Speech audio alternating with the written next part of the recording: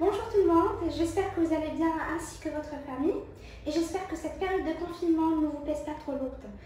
Aujourd'hui, nous allons travailler une leçon très importante, une leçon où vous trouvez beaucoup de lacunes. Pourtant, elle est très facile si vous suivez les règles telles qu'elles sont. La leçon d'aujourd'hui, c'est le discours rapporté. Alors, qu'est-ce qu'un discours rapporté?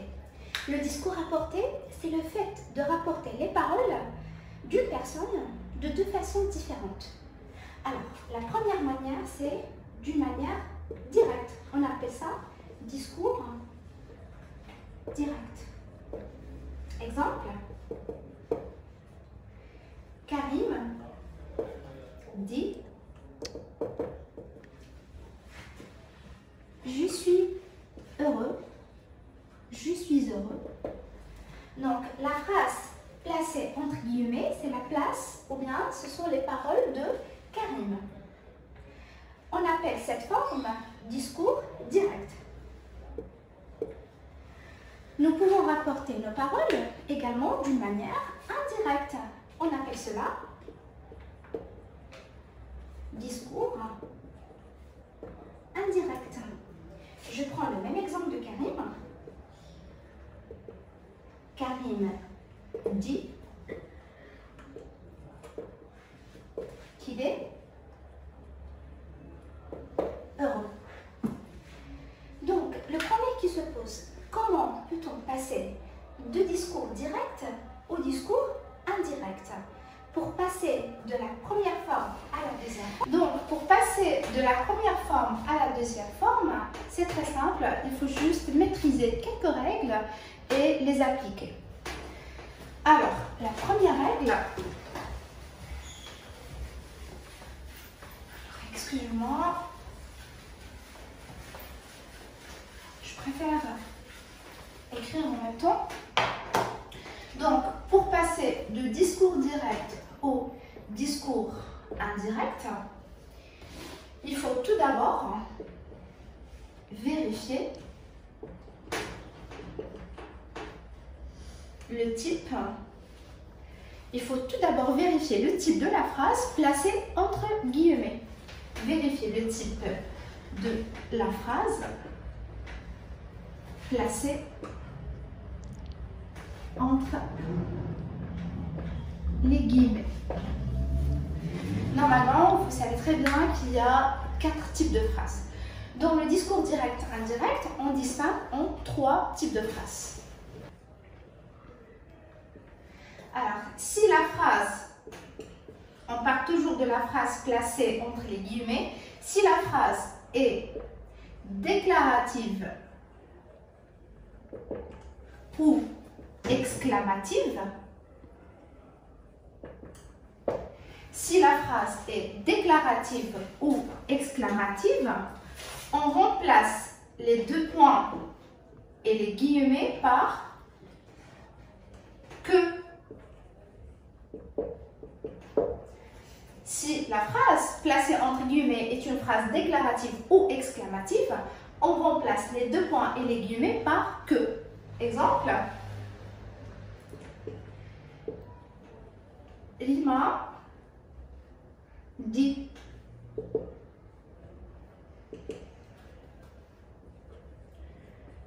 je pars en voyage. Rima dit je pars en voyage. Je pars en voyage est une phrase déclarative parce qu'il nous donne une information.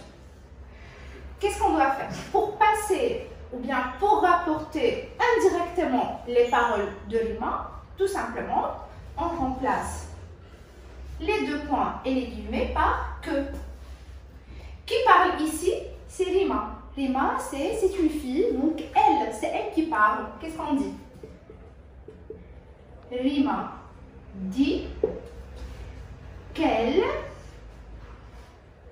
on a remplacé que, qu'elle part, on a conjugué le verbe partir à la troisième personne de singulier parce que c'est Rima qui parle. Rima dit qu'elle part en voyage. Point. Je répète. Si la phrase est déclarative ou exclamative, il n'y a pas plus simple que ça. On remplace, on enlève les deux points, les guillemets, on les remplace par que. Rima dit qu'elle part en voyage. Maintenant, si la phrase est impérative, parce qu'on a dit il y a 4 types de phrases. Déclarative, exclamative. Maintenant, troisième, si la phrase est impérative.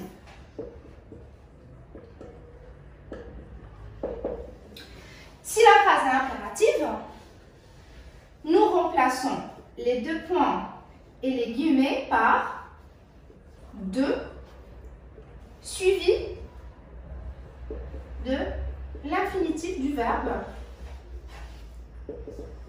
L'infinitif, pardon. Infinitif. Alors, si la phrase est impérative, nous remplaçons les deux points et les guillemets par de plus l'infinitif du verbe qui est un impératif. Exemple, la maman demande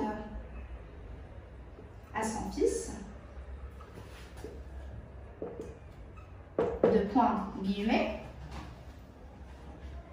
fais ton travail.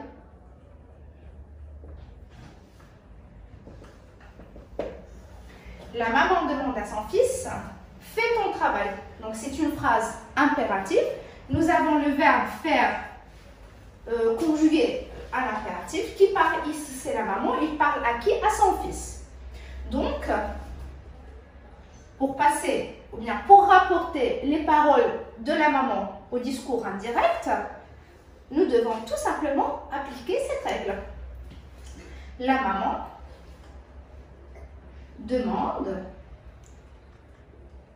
à son fils, donc à la place de deux points et de guillemets, on va mettre de plus l'infinitif. De faire son travail, parce qu'il parle avec son fils. De faire son travail. La maman demande à son fils de faire son travail. Alors, je récapitule. Pour passer du discours direct au discours indirect, tout d'abord, la première chose qu'on doit vérifier, c'est le type de la phrase qui est entre guillemets. Si la phrase est déclarative ou exclamative, nous devons tout simplement remplacer les deux points et les guillemets par que. On enlève les deux points et les guillemets et on les remplace par que. Si la phrase est impérative, il n'y a pas plus simple que ça, on remplace les deux points et les guillemets, c'est-à-dire on enlève les deux points et les guillemets et on les remplace par de plus l'infinitif. Maintenant, il nous reste la phrase interrogative.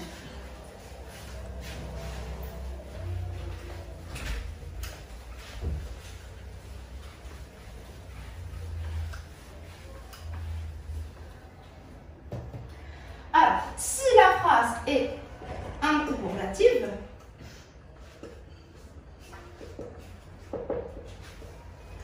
nous devons tout simplement, tout d'abord, excuse-moi, nous devons tout d'abord savoir le type de l'interrogation. Parce qu'il y en a deux. Il y a deux types d'interrogation. Il y a ce qu'on appelle interrogation totale. Interrogation totale, ça veut dire nous pouvons répondre par oui ou par non. Exemple, tu as un stylo de plus? Oui, non. Voilà, donc ça, c'est une interrogation totale. Et dans ce cas-là, nous remplaçons les deux points et les guillemets par si. L'exemple que je viens de vous donner, avez-vous un stylo de plus? Donc, je ne sais pas, Alain demande à sa copine, à son collègue,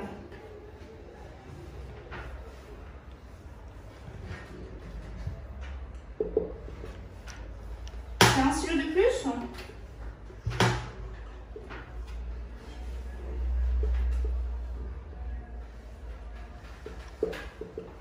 Donc ici, nous pouvons répondre par oui ou par non. On n'est pas obligé de donner une réponse. Tu as un stylo de plus? Oui, non.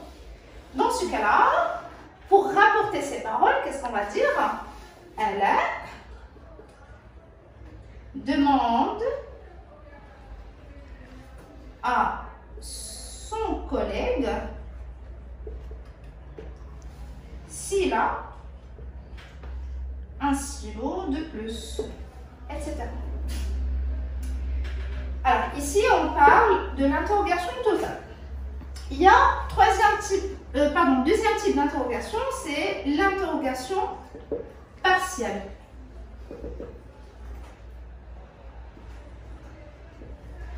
Une interrogation partielle, c'est quand on ne peut répondre ni par oui, ni par non. Exemple, comment tu t'appelles? Je ne peux pas te dire oui, non, mais je dois répondre, je dois donner une réponse. Comment tu t'appelles?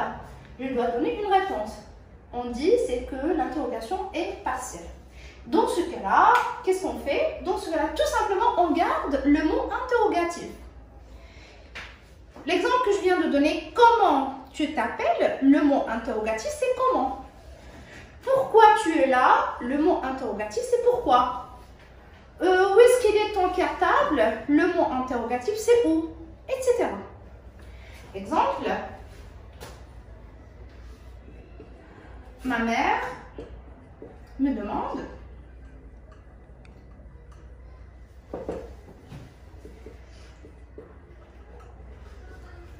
pourquoi tu es en retard?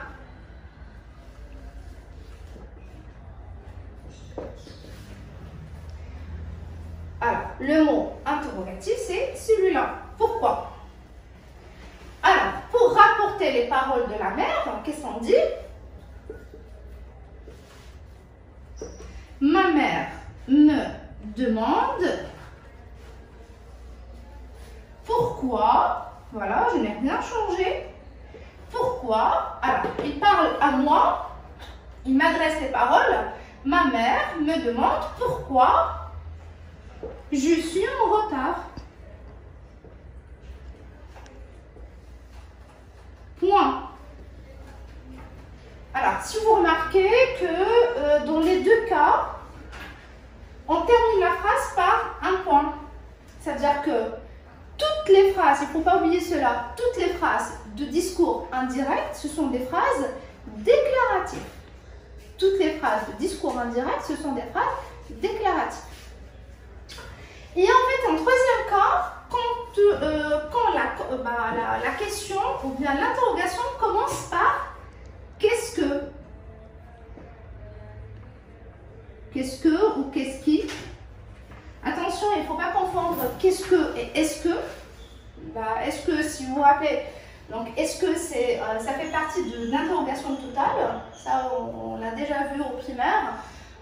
En fait, il y a trois manières pour poser la question, soit avec l'intonation, soit on ajoute est-ce que, soit l'inversion du sujet. Donc, il ne faut pas confondre est-ce que et qu'est-ce que.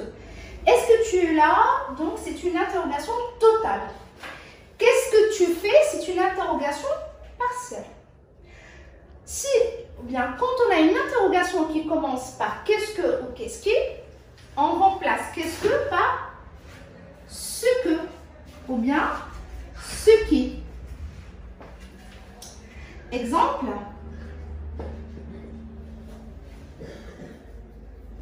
Exemple, je ne sais pas, Ali me demande. Ali me demande.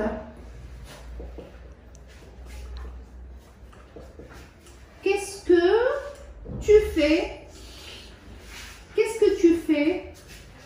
Donc, c'est une interrogation partielle qui commence par qu'est-ce que. Alors, pour passer au discours indirect, qu'est-ce qu'on dit? Ali me demande.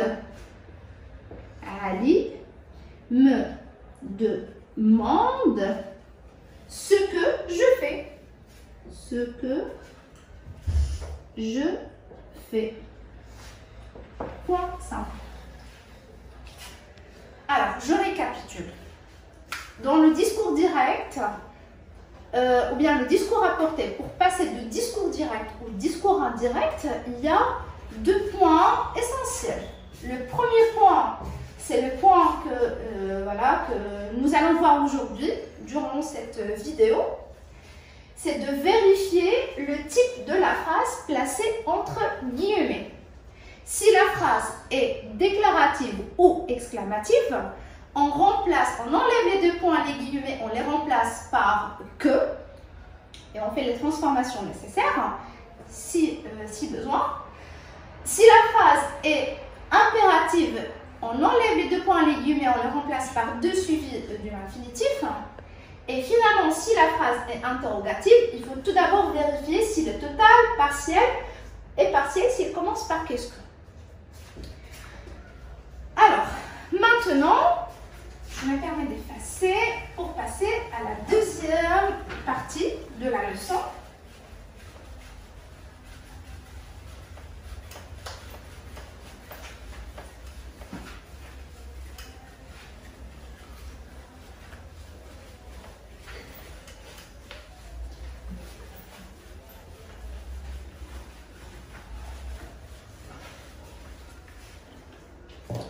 Alors, avant de passer à la deuxième partie de la leçon, en fait, une petite remarque pour le verbe introducteur. Pour le verbe introducteur, si nous avons, donc, au cas d'une phrase interrogative, quand on a une phrase qui est introduite par le verbe interroger ou questionner, autrement dit, si le verbe interroger, ou bien si le verbe introducteur c'est interroger ou questionner, nous devons, je dis nous devons parce qu'en fait, dans la langue française en général, c'est une très belle langue. C'est-à-dire, toujours on cherche, si vous voulez, l'esthétique ou la beauté de la langue. Si on ne le met pas, c'est pas faux, hein. Mais bon, c'est mieux ou bien c'est préférable. Il faut avoir cette habitude. Si nous avons le verbe introducteur, interroger ou questionner, on doit ajouter pour savoir. Pour savoir. Exemple, Karim m'interroge.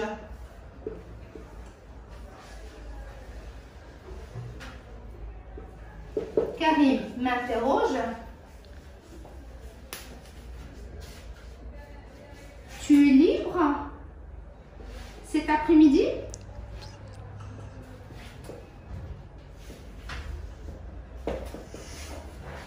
Karim m'interroge. Tu es libre cet après-midi? Alors ici, c'est une interrogation. C'est une interrogation totale. Parce que je peux répondre par oui ou par non. Par contre, le verbe introducteur, c'est le verbe interroger. Si on a interrogé ou questionné, qu'est-ce qu'on a dit? On ajoute pour savoir. Alors, pour passer au discours indirect, qu'est-ce qu'on va mettre? Karim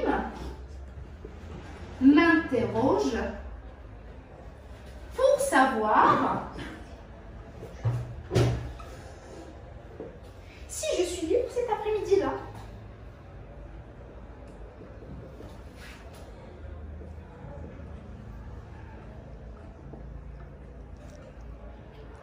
Cet après-midi, etc. Alors, quand on a le verbe introducteur, interroger, questionner, on ajoute tout simplement pour savoir. Voilà, donc on arrive à la fin de cette vidéo. Donc la séance prochaine, on travaille, ou bien on parlera de la deuxième partie. Ça veut dire que la première partie, il faut juste vérifier le type de phrase placée entre guillemets. Donc je vous laisse avec cette leçon. Si vous avez des questions, n'hésitez pas à me laisser des commentaires. Je serai très ravie, donc je répondrai sûrement. Alors, je préfère de ne pas vous donner des exercices parce qu'on n'a pas fini la deuxième partie. La deuxième partie est aussi importante que la première. Voilà, donc j'arrive à la fin de ma vidéo. J'espère que vous avez appris quelque chose aujourd'hui. N'oubliez pas surtout de soutenir ma chaîne vidéo, donc c'est une nouvelle chaîne.